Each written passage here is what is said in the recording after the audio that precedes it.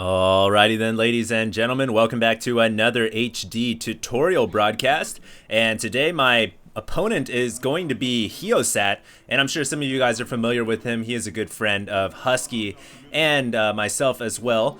But I thought this would be a good opportunity to show you guys some cool Protoss builds. And the build that we're going to be looking at today is going to be Nony's Phoenix build, which I'm sure a lot of you guys remember from the HDH Invitational.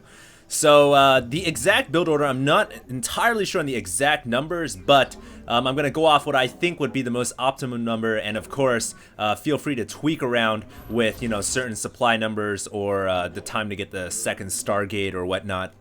But I want to say that this build is extremely good. The dual Stargate Nony Phoenix build, whatever you want to call it, is very powerful against Zerg. Especially powerful when they go for that expansion, because you can dart in and out with your Phoenixes and abuse those drones using the Graviton beam consistently and constantly.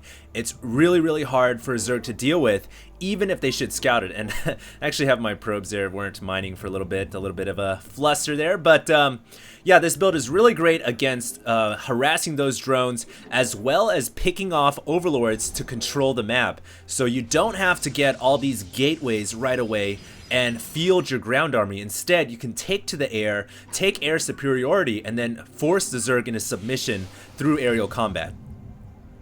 Alright, so it looks like Heosat here is going to be getting his Overlord into my base. By the way, Heosat is a very good Zerg player as well. He actually plays Zerg at the Platinum or Diamond level, one of those. And so I'm playing off-race, so hopefully this build goes the way I want it to go. But as you guys can see, I'm going to get my probe into Heo's base, and you guys just see he is getting a spawning pool. Relatively standard timing there, around 13, 14. And what you want to do for this Nony Phoenix build is you want to get your gases right away. You get that gateway down, you get the cybernetics, or excuse me, you get the assimilator down as soon as possible, and you get your probes and start to mine that. You also want to get your second assimilator up as quickly as you possibly can, and then get your cybernetics core once you have the 150 minerals to afford it. The reason why you want to get these two gases early on is so you can start to bank up the gas that you will need to morph in all of these, to warp in all of those Phoenixes. There you guys see I did also place my cybernetics core down, and it is going down around 18, I think, or maybe 19, blocking off, helping to block off that front choke point with that gateway. And then you want to get the Zealot out there as well. You guys can see also using all my chrono boosts on probes, because you want to make sure you have enough probes to both saturate the dual geysers as well as your mineral field right away.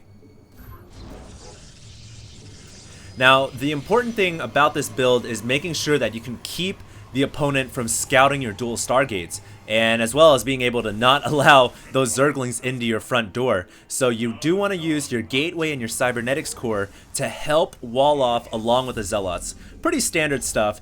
And then typically you want to hide your Stargates somewhere good, in a corner of the base, kind of like how White Red likes to do it. I would say in the bottom right of your base is the best place to put it. Unfortunately, I just kind of threw them up right here at the most open location possible. And right about now I realized, oh goodness, I should have put the Stargates somewhere a little more hidden. But no matter, it's hopefully still going to work the way we want it to. And you guys can see that the two Stargates are starting to morph in right now, but Heosat, being a good Zerg player, is going to kind of float in here with his Overlord and see the dual Stargates coming up. So at this point, my opponent does know what I'm trying to do, but because I've pretty much committed to this build now, there really is no backing out at this point. The best thing I can hope for is to get those Phoenixes out, get rid of that Overlord, and once I have about 2 or 3, go over to the Zerg base and start picking up drones. You need at least 3 to kill those drones quickly and efficiently. If you only go with 1, then you're going to pick up a drone, but you're not going to be able to kill them. It's also extremely important that you do a lot of damage with your Phoenixes once you have 3 or more. You need to kill as many drones as possible to keep the Zerg player's economy in check, because you're not going to have a ground army, you're going to have entirely Phoenixes, and those are not going to be able to do anything in a real battle. As you guys can see, continuing to bring in more phoenixes from my stargates popping off that overlord over there as well. And now's about the time where you do want to transition into gateways. Once you get all these phoenixes out, and doing a little bit of that cute floating micro there, but once you get these phoenixes out, you do want to transition into 2 or 3 gateways so that you can have a standing ground army in case your opponent decides to attack you.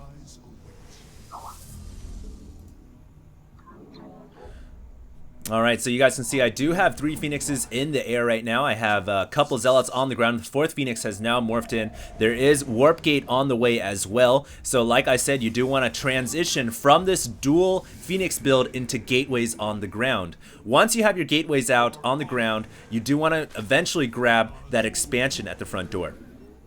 Now, my opponent Heosat did go for his fast expand, so this is where the Phoenix build really shines. Being able to come in and pick up these drones with that Graviton beam, snipe them out, and you guys can see Heosat actually reacted the correct way.